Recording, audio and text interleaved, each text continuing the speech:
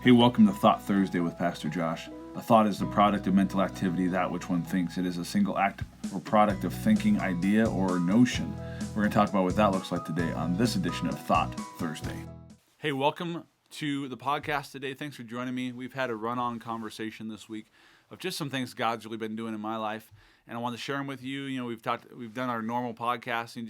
I just shared them in a different way this week, and so we've talked about love for motivation. Monday we talked about the whole idea of the kingdom and what's shakeable in our lives, what's unshakable for our Truth Tuesday, and how not to put a whole lot of stock in the things like going to church, but actually being the church and the difference between the two. We talked about positioning ourselves for growth yesterday, and the importance of doing that, and that's a wise thing to do. And so today, talking about Thought Thursday, so a little bit more of a wild card day in our week. And so I want to share with you this idea of new normal.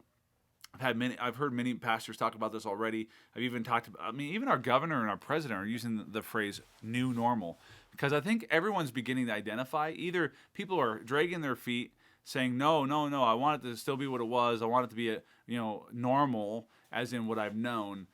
But more and more people are talking about the new normal and the uncertainty of what that looks like. And to be honest with you, as I've really been thinking about this and praying about this a lot, I would agree that I believe that there's going to be a new normal. And I don't believe that it's going to be what it was before. In fact, I would even say this. I don't think God wants it to be what it was before.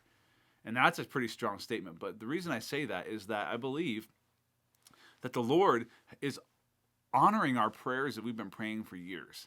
And what I mean by that is that I know, even personally, in the churches that we've served in over the last 10 years even, and even serving here and in our conversations and in our personal prayer life, I know that I've been praying that God would send revival, right? That He would revive us for the things of God, that He would revive us with a passion for Him, that He would help us to live our lives in a true accordance with His Word, that He would help us to live by faith, that He would extend our reach of the gospel, the message of Jesus, like never before, right? That people would experience the life-giving message that's being presented from our churches, from our bodies of believers, that would just like exponentially increase. Well, I got news for you. I believe God's answering that prayer right now in the middle of coronavirus. Believe it or not, when churches were shut down, which the church, we talked about that earlier, that church hasn't really been shut down because the church is the people.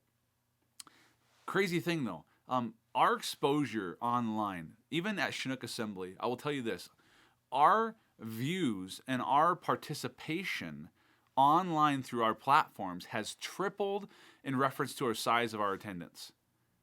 We have seen a 3 times growth in the amount of people who are participating in our weekend experience versus what was previous.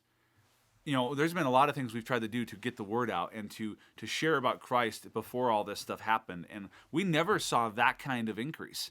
We never saw that kind of exposure, and God did that, right? God has allowed our churches, we know that He takes everything that was intended for evil, and He chooses to turn that for His good, according to to the love.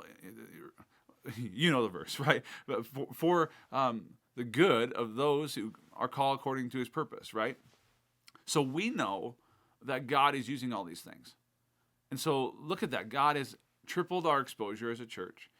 In this time, He's caused us to have to really, honestly, to love beyond what we've had to love before, right? Like He's increasing our ability to love. He's also shaking down all the things we held on to. He's prying, for some of us, even myself, He's pried some things out of my hand that I needed to let go of. He did that, really without much of a choice on my part, right? Like He began answering these prayers we've been praying, but the thing is He's answering these prayers not the way we thought He would, but He's still answering these prayers.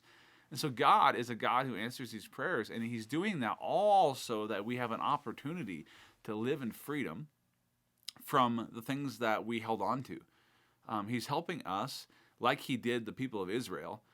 Think about this. The people of God came out of the desert, right? Out of Egypt, even. They came out of Egypt, and, truthfully, and I've said this before, that even though God took the people out of Egypt, it took God a while for the people to allow him to take Egypt out of them because they were so used to what they had before.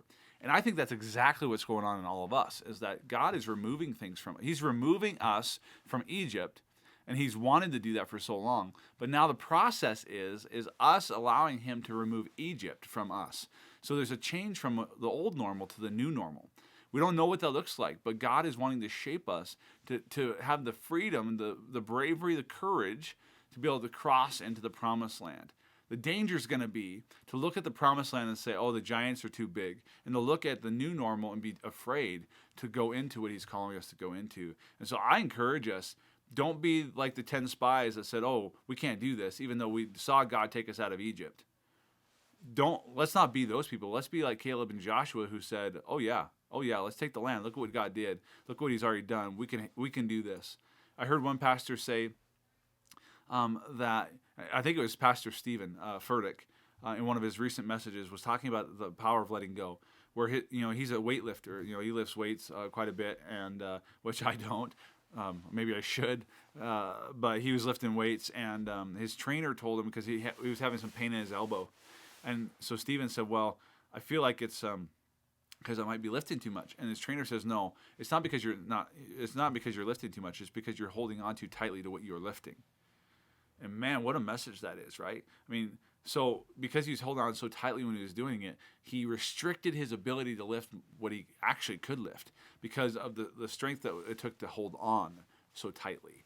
And so really the message is that when we let go of those things, when we release that tension, that's some of the release I felt even by letting go of on-site services for a time before coming back, is that the power of letting go, the peace of letting go, is that we actually are God has actually made us stronger to be able to go forward into the things he's called us to than we think. But the problem is we feel the restriction of holding on so tightly. And God is wanting us to live in that new normal of letting go so that we can go into what he's calling us to. Trusting him and realizing that we're not God, but if we rely on God, we can do a lot more, and he has a lot more that he wants to do through us if we'll let him, but we have to let go to let him. And so I want to encourage you today, what is that new normal going to look like for us? I don't know, but let's be willing to dream. Let's be willing to say yes to God and no to the things that hold us back. And so I encourage you, what do you need to say yes to? And what do you need to say no to? It's important to say yes to God in our lives and to say no to the things that keep us from what he's calling us to. This has been Thought Thursday with Pastor Josh. Thanks for joining me. I encourage you to come back tomorrow, listen to what's going on Fun Friday, and look forward to seeing you then.